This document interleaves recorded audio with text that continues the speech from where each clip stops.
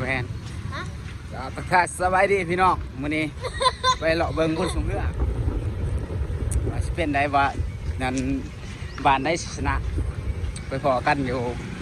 บุญสงเรือผลเลย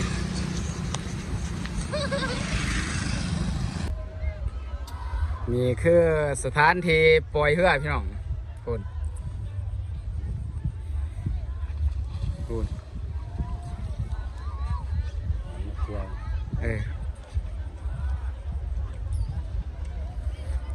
พูดแล้วอยู่พูดแล้วพี่น้องเลยรักใส่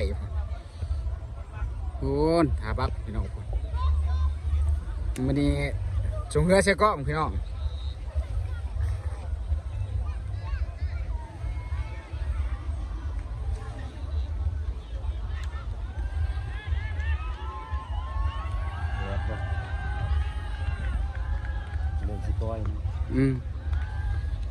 เขากำลังเล่นสเตเดียมปล่อยพี่น้องเลย